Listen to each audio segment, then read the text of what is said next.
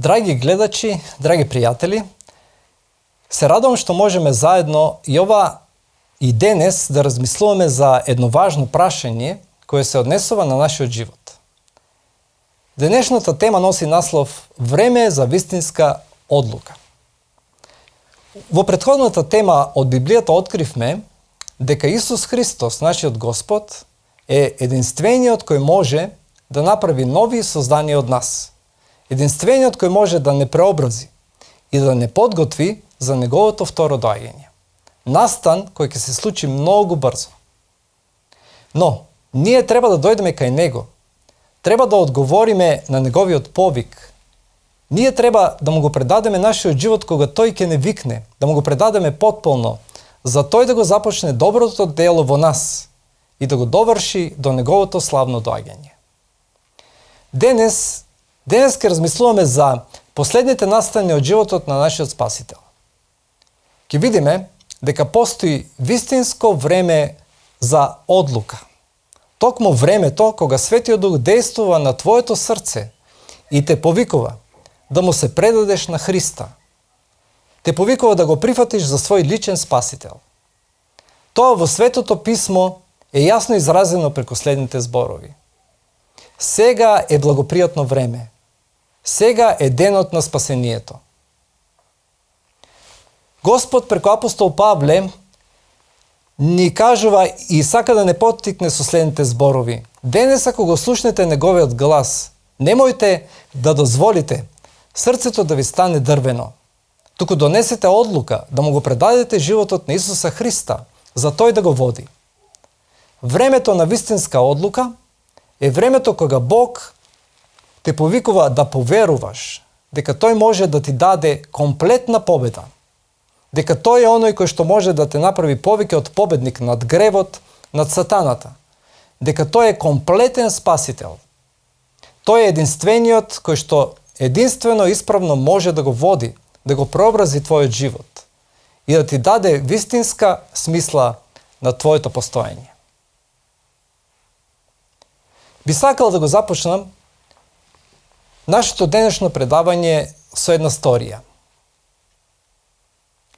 Тоа се случило на реката Мисури во Соединетите Американски држави. Еден човек, неговото име не е познато, работел на подвижен мост. Мостот се подигал кога под него требало да поминат бродови, а се спуштал кога воз со голем број на патници минувал по пругата поставена на мостот. Еден ден тој ги зел со себе своите два сина за да им покаже како тој мост се дига и се спушта. И додека тој им објаснувал како функционира мостот, зазвонил телефонот. Им кажал на своите деца да не одат никаде, туку да го чекаат додека тој не дојде повторно. Тој се качил горе во контролната кабина и тогаш му е дадена порека дека големиот мост мора да се спушти за 10 минути, бидејќи доаѓа воз со голема брзина. Тој воз носи многу патници. Тој бил спремен да ја изврши таа заповед, но кога погледнал доле, видел како неговиот помал син не го послушал. Не послушал да стои мирно, туку отишол и влегол токму во таа просторија каде биле големите запчаници кои го придвижувале мостот. Многу добро знаел дека ако оди да го извади својот син од таму, тогаш нема да има време да го спушти мостот и возот кој доаѓал ќе падне во реката со сите патници. И тие таму ќе најдат сигурна смрт. Морал да одлучи. Морал да одлучи што ќе прави. Донел одлука. Ја притиснал рачката за придвижување на мостот и големите запчаници почнале да се движат. Тие го зафатиле неговиот син и тој бил здробен од тие големи запчаници. Тој тогаш ги стиснал своите раце и извикал силно: "О, вие луѓе, знаете ли што сега јас направив? Знаете ли што направив?" Додека тој ги изговарал овие зборови, возот се качил на мостот и веќе минувал по него. Во возот имало многу патници. Тие ги читале своите весници, ги зборувале своите шеги, размислувале за забави, а воопшто не знаеле дека својот живот го должат на одлуката на контролорот на мостот да го жртвува својот син. И кога ова го слушнав, јас тогаш си кажав: ова е навистина слика на времето денес. Бог, кој што е владетелот на целата вселена, го дал својот син, го жртвувал својот син, го предал на вечна смрт, за да им овозможи на луѓето да добијат живот. А ние луѓето како се однесуваме? Ги читаме своите весници. Ние размислуваме за нас, за нашите себични желби. Сме офатени од измамите на овој земен живот. А дали мислиме дека постои небесна реалност? Една вистинска реалност? Дали помислуваме дека Бог го дал својот син за нас, за да ни даде живот, и тоа вистински живот? Тој сака да ни даде вистински живот во неговата љубов и правда, а не лажен, несреќен и мизерен живот на гревот. Бог чука на ладното и смрзното стакло на нашите срца, велејки ни: човече, дали знаеш што направив јас за тебе? Јас го предадов мојот син на страшна смрт, за ти да можеш да бидеш жив. Светото писмо јасно кажува зашто Бог толку го возлюби светот, што го даде својот единороден син, за секој што верува во него да не загине, туку да има вечен живот. Таа ноќ во петокот спроти Пасхата, Исус бил со своите ученици во горната соба. Таму за последен пат им служел и ги поучувал своите ученици. Откако излегле од горната соба, тие го поминале потокот Кедрон и стигнале на Маслинската гора, место каде што нашиот Спасител често ги минувал ноќите. Но оваа ноќ била многу поразлична. Како се приближувале кон влезот на Гециманската градина, нашиот Спасител ги кажал овие зборови: душата ми е до смрт нажалена. Останете тука и бидете будни. Смртно е нажалена мојата душа. Останете тука и бидете будни со мене. Ако читаме на старогрчки јазик, онака како што била напишана Библијата во тоа време, ќе сватиме дека овде станува збор за тага која не е обична тага. Таква тага која води дури до смрт може да биде предизвикана само од огромно несватливо страдање. Оние кои што ја истражуваат Библијата се служуваат дека овде, во Гециманија, нашиот Спасител поднел страдање кое не може да се опише.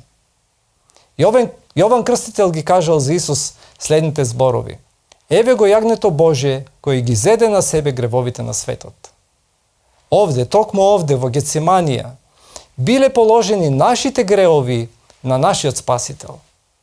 Казната за гревот морал тој да ја понесе. Апостол Павле ги кажува следните зборови: зашто платата што ја дава гревот е смрт, а дарот од Бога е живот вечен во Христос Исус, нашиот Господ. Наместо грешникот да биде казнет за своите гревови, казната паднала на човековиот заменик. Тоа е Господ Исус Христос. Во Стариот Завет пророкот Исаија тоа го опишува со следните зборови: но тој ги зеде врз себе нашите болки и ги понесе нашите слабости. А ние мислевме дека тој беше поразуван, беше казнуван и беше понизуван од Бога. Но тој беше изнаранет за нашите греови и мачен заради нашите беззаконија. Казната за нашиот мир падна врз него, а преку неговите рани ние се исцеливме. Токму тежината на сите гревови на светот, кои биле ставени на него, и страшната казна за гревовите што го очекува како заменик за човекот, било причина за тоа големо, неопишливо и надприродно страдање. Тоа било причина што тој ги кажал тие зборови: смртно е нажалена мојата душа. Исус знаел колку е страшен Божиот гнев кон гревот. Тоа е јасно изразено во Светото писмо, Библијата, со следните зборови: Зашто ние го знаеме оној што рекол, одмаздата е моја, јас ке платам, вели Господ. И пак, Господ ке му суди на својот народ. Страшно е да се падне во рацете на живиот Бог. Еден писател на духовна литература ги запишал следните зборови. Гревот на Исуса Христа му изгледал многу страшен, а тежината на вината што морал да ја понесе премногу голема. И затоа бил во страшно искушение да помисли дека тоа за секогаш ќе го одвои од љубовта на неговиот Отец. Сега се исполнувале зборовите на пророштвото. Како што е запишано во Светото писмо, о, мечу, пробуди се против мојот пастир и против мојот ближен, вели Господ. Сега Исус страдал со надприродно страдање, под товарот и вината, на сите гревови, на сите луѓе, во сите векови, од почетокот на светот па се до крајот. Тој ја платил цената, тој ја примил казната за сите гревови на сите луѓе, во текот на целата земна историја. Дали можеме да го замислиме тоа страдање? Во Гециманија, Христос страдал со најголемото можно страдање во целата Вселена за секогаш. Никој друг во текот на целата историја и постоење на Вселената не искусил толку голема душевна болка, толку голема тага, толку длабоко страдање, како што тоа го искусил нашиот Спасител. А зошто го направил тоа? За да ја прими казната за мојот и твојот грев.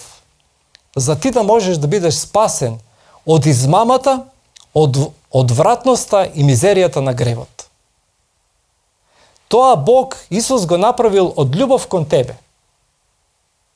Овде, во Гециманија, нашиот Спасител Исус Христос се молел, ако е можно да го одмине тоа страдање, да биде отргната таа чаша од Него.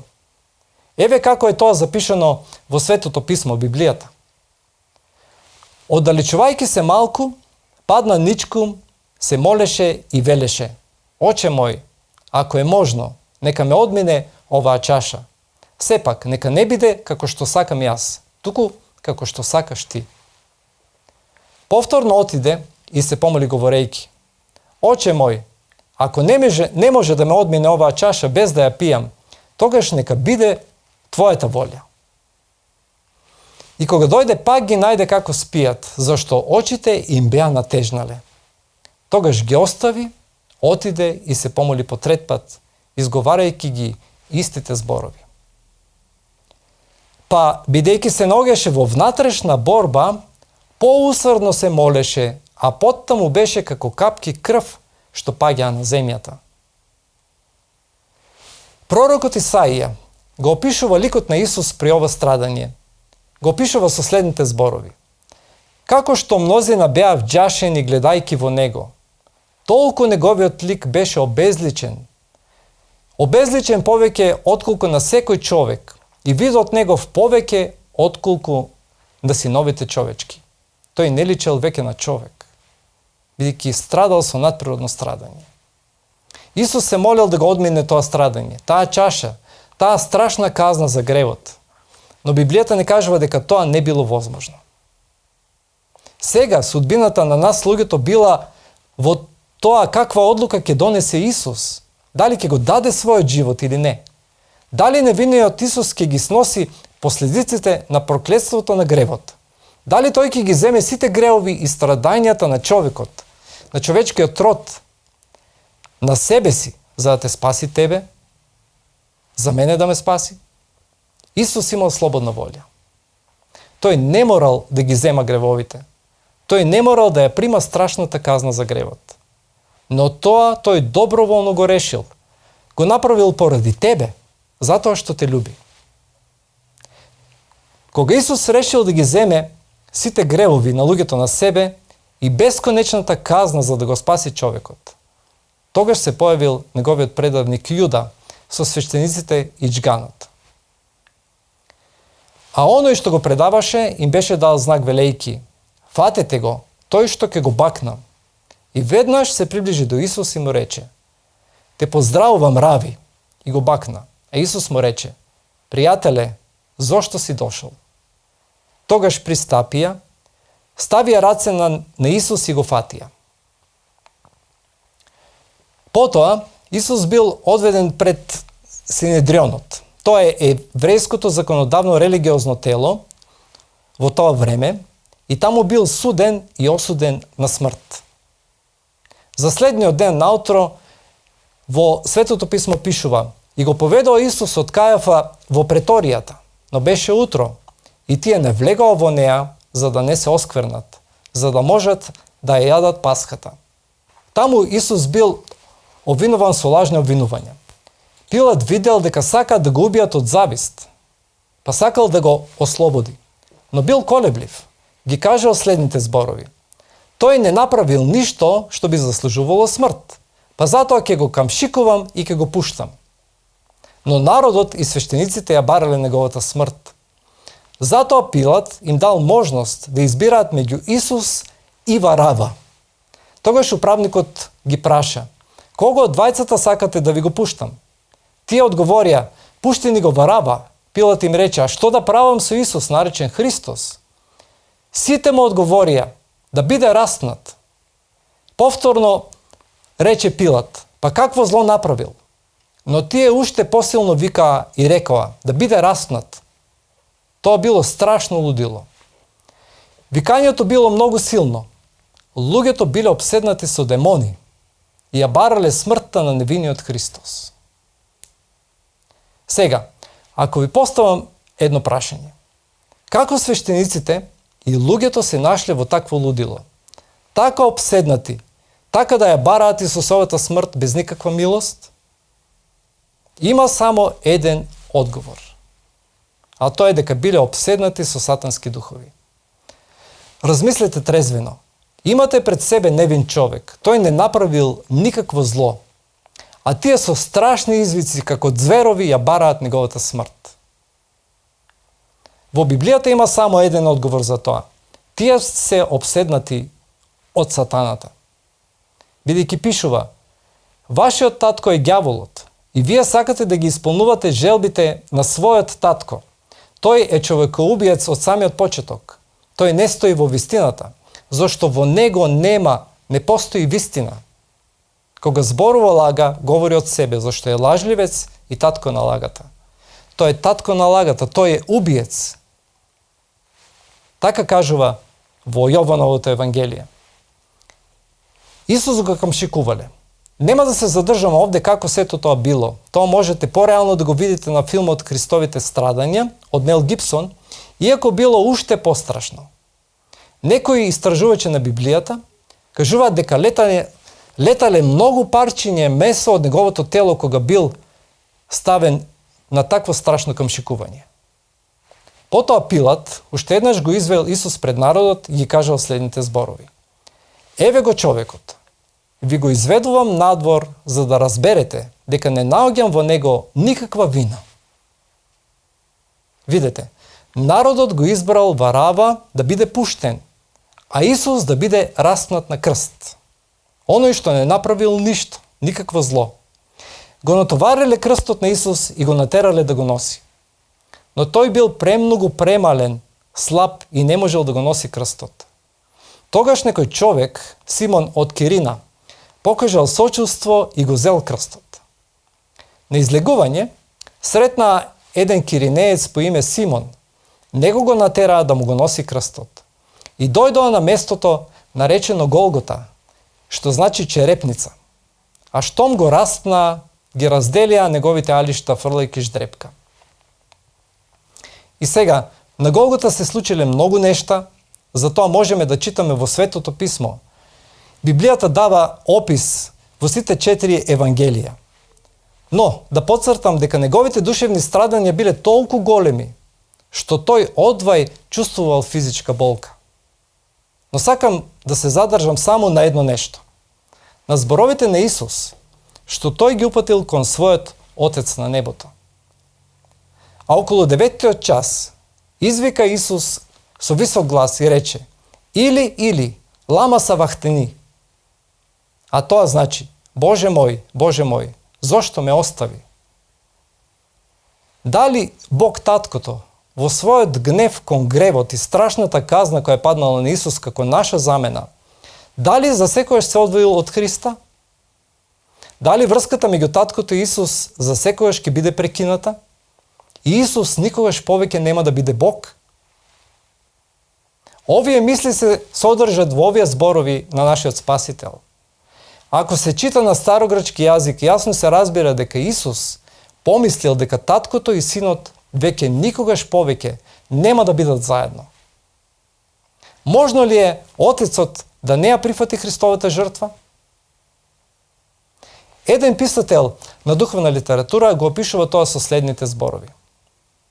Со жестоки искушенија, Сатаната го напагел Исусовото срце. Спасителот Исус не можел да види преку гробот. Надежта не му покажувала дека ќе излезе од гробот како победник. Ниту му зборувала за тоа дека Таткото ја прифатил неговата жртва. Тој се плашел дека гревот му е толку одвратен на Бога, што нивната разделба ќе биде вечна.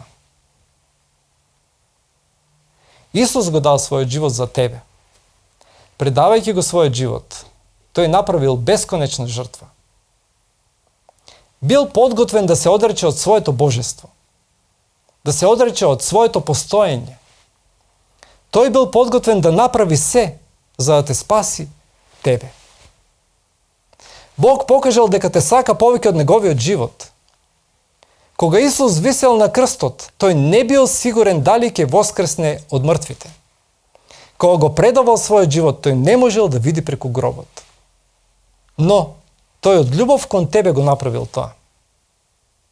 Сега, денес, оној кој го дал својот живот за тебе, истиот тој денес те повикува и вели, следи ме. Денес Бог повторно ти го упатува тој повик и те уверува дека денес е твојот ден на вистинска одлука. Денес Исус повторно те повикува да му го предадеш својот живот целосно, за тој да биде твојот Господ и твојот Спасител. Која е твојата одлука? Библијата кажува дека единствената исправна одлука е да дојдеш кај Бога, да му го предадеш својот живот, за тој да го води. На крајот ќе завршиме со молитва.